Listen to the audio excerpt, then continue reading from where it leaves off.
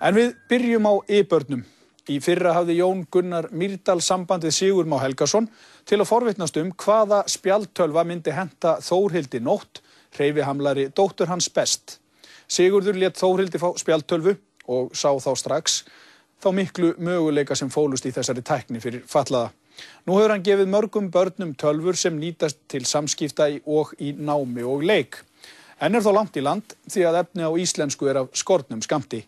Margrét Erla Mokk og Egill Eðvarsson kynntust nokkrum I-börnum.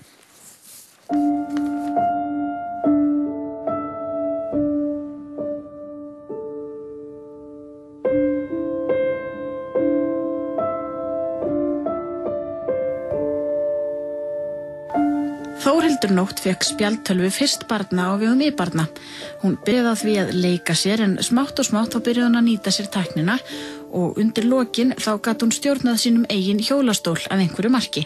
Þórhildur Nótt lést í desember. Bara í fyrsta skipti sem hún að pröfa iPad að þá byrjar hún að leika sér. Hún byrjar strax að hreyfa hendina til þess að leika og ég stóð bara grenjandi og Siggi sá það þá að þetta var alveg málið, þetta virkaði strax fyrir hana. Hún lék strax. Þetta alveg ótrúlega merkilegt ef þú getur gefið barni rödd. Það er svo stórt að það er alveg magnað. Hvað kom þér mest á óvart með Þórhildi og þetta?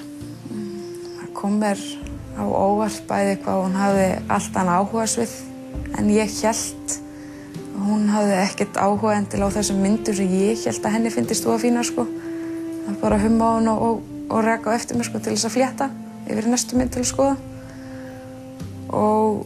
Og líka bara kom mér rosalega óvart hvað hún hafði mikla hreyfingu sem hún kannski þurfti ekkert að sýna af því að það skilaði engu til að byrja með. Hún fór í rafmagnshjólastól og við bjuggum til hann Boggi stóð, hann bjóð til sling til þess að hengja hendina á hún upp í og þannig gat hún nýtt stýripinnan með sömu hreyfingum og hún notar iPad.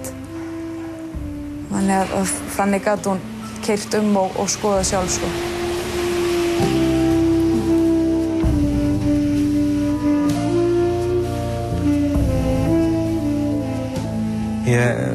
Þetta gaf mér svo mikið að mér langaði bara til að halda þessu áfram og einhvern veginn þá stofnaði ég nafnið I-börn utan þetta og fannst það einhvað sem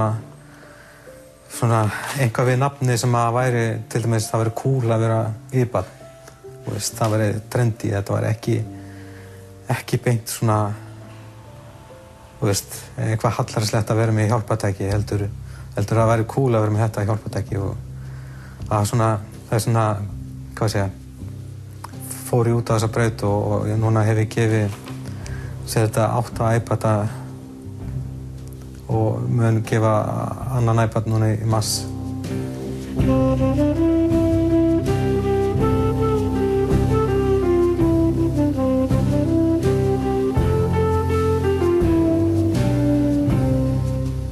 Hvernig lýsir fötlun Bindu sér? Þetta hreyfihömlun út frá efnaskiptasjúkdóm sem hún með. Þetta alvarlegur efnaskiptasjúkdóm sem tengist beinleiðis til Færeyja. Hún náttúrulega einstök hér á landi.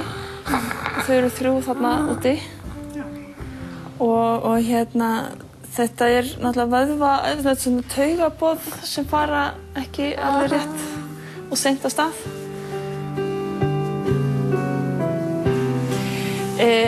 Í dag eru tjáskiptin að hafa verið náttúrulega bara neistar milli okkur. Við tölum tákn með tali, reynum að tala við hana og hún tjáir sig með svipbrigðum, í hljóðum sem við náttúrulega nánast á fólkið þar sem hún náttúrulega í skóla og hér eru farin kannski að kannast við líka.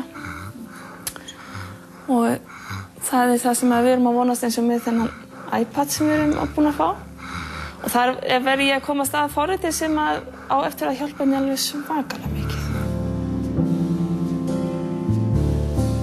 Hvernig gengur að finna efni á íslensku? Það gengur ekkert sérstaklega vel. Það eru til margar erlendar barnabækur, mjög flottar, en þá þarf maður bara að gera svo vel að þýða jafnóðum að segja söguna, sko. En það vantar alveg íslenskar bækur þar sem að þessi börn geta skoða sjálf. Það er kannski ekki gaman að vera alltaf með mömmu og pappa eða hjúkruna eða sjúkraliðan eða eitthvað með sér, sko. Þau þurfa svolítið að geta skoða sjálf og það er algjör vöntun á íslenskum bókum.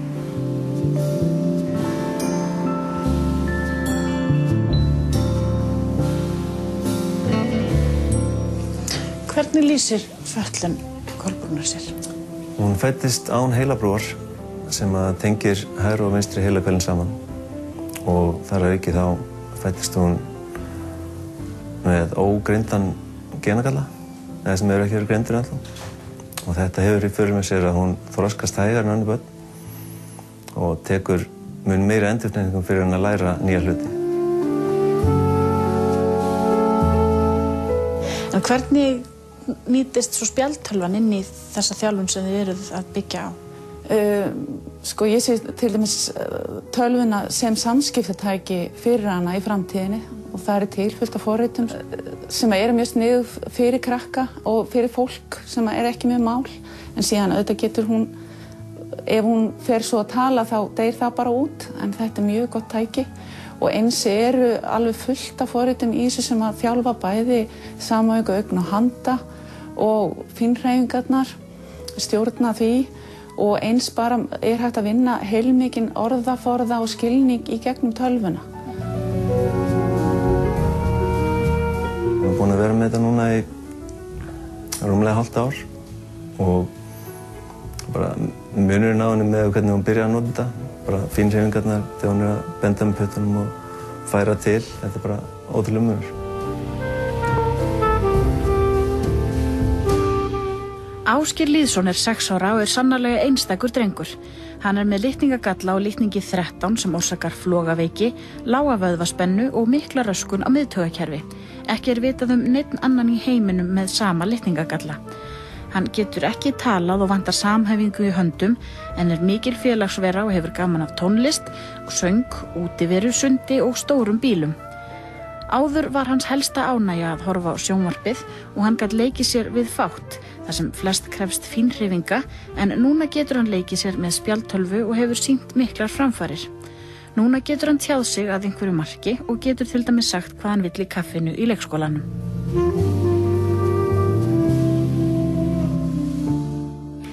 En hvaðan kemur þessi drifkraftur hjá þér?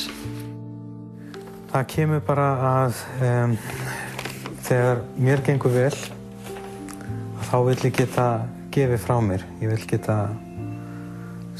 breytt lífi og mér finnst alveg ótrúlega hugsun að geta þá þakka fyrir mig með því að breyta lífi einhverju barna svo stórkostlega að þau getu mögulega talað eða keyrt í hjólastól.